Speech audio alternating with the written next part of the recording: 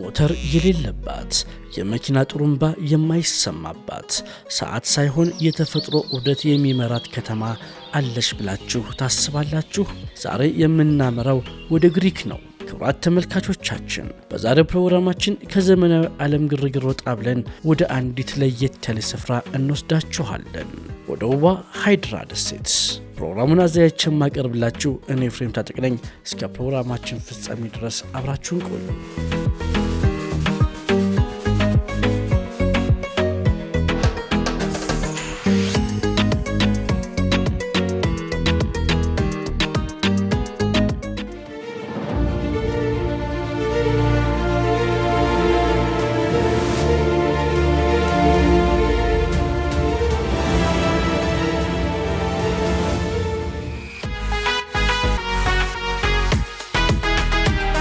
ሃይድራ በአሁኑ ሰዓት የሰላም ምድር ትሁን እንጂ ታሪኳ ግን በጀግንነትና በውጊያ የተሞላ ነው። በ18ኛው ክፍለ ዘመን ይቺ ደሴት በባህር ላይ ንግድ እጅግ የበለጸገች ነበረች። ከተማዋን ለየት የሚያደርጋት አንዱ ነጥብ አቀማመጧ ነው። ቤቶቿ ልክ እንደ አምፊቲያትር ተደርድረው ወደ ባህሩ ይመለከታሉ። የግንባታ ጥበቧ የጥንቱን ግርማ ሞገስ እንደጠበቀች እንድትቆይ አድርጓታል። እያንዳንዱ ድንጋይ፣ እያንዳንዱ ጠባብ መንገድ የራሱ የሆነ ታሪክ ይተርካል።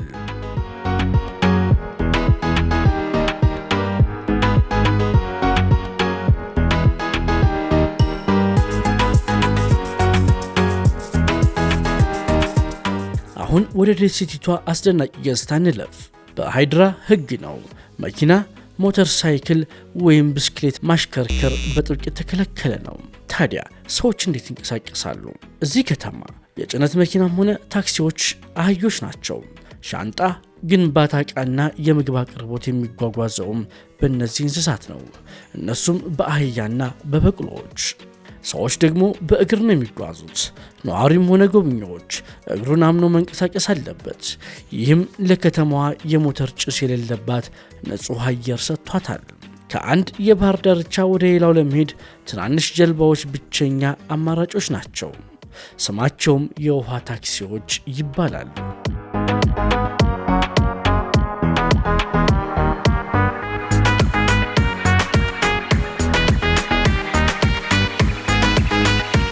ይህ ልዩ ጸጥታና ውበት ለዘመናዊ ዓለም አርቲስቶችና ጸሐፊዎችን ሲስብ ቆይቷል። ታዋቂው ዘፋኝ ሊዮናርድ ኮሄን በ1960ዎቹ ወደዚህ ደሴት መጥቶ ቤቱን ሰርቶ ይኖር ነበር። ብዙዎቹ ድንቅ ሥራዎቹም የተወለዱት እዚሁ ነው። ዛሬም ቢሆን ሃይድራ የጥበብ ሰዎች መገኛ ናት። በየመንገዱ ስትራመዱ የስዕል ኤግዚቢሽኖችና የፈጠራ ሥራዎችን ማግኘት የተለመደ ነው። ቱሪስቶችም ከስልክና ከኢንተርኔት ግርግር ወጣ ብለው ዲጂታል ዲቶክስ ለማድረግ ወደዚህ ይጎርፋሉ።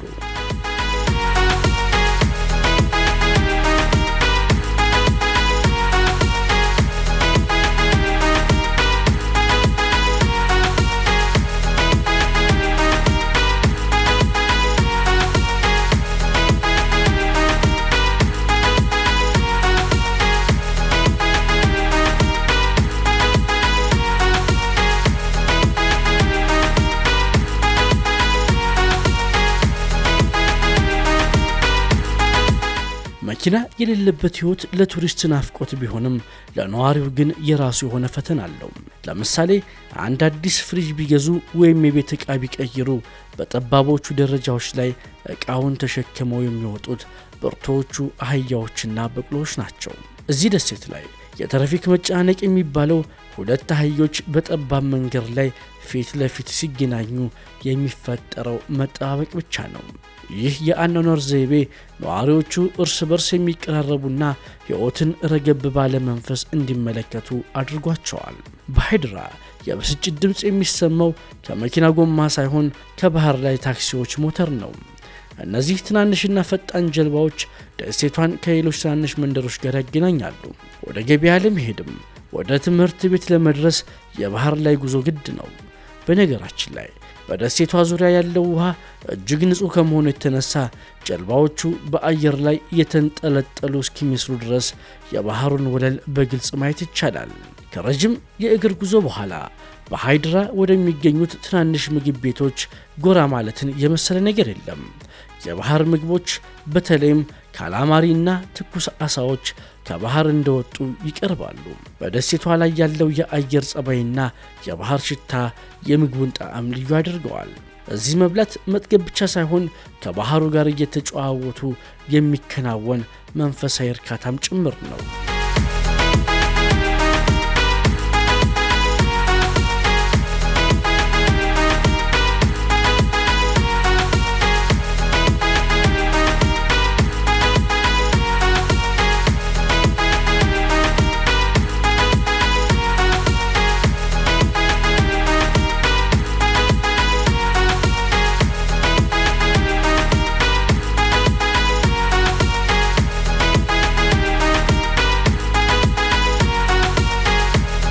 ሃይድራ ከመዝናኛ ስፍራነት ባለፈ የሰው ልጅ ያለ መኪናና ያለ ዘመናዊ ጨዋታ እንዴት ተረጋግቶ መኖር እንደሚችል ትልቅ ትምህርት የምትሰጥ ከተማ ነች። የዛሬው ፕሮግራማችን እዚህ ላይ ያበቃል።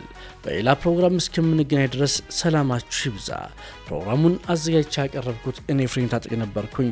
ለቻናላችን አዲስ ሆናችሁ ተመልካቾቻችን ቻናላችንን ላይክ፣ ሼር፣ ሰብስክራይብ በማድረግ ተጨማሪ ቪዲዮዎች እንዲደርሷችሁ ማድረግ ትችላላችሁ። መልካም ጊዜ።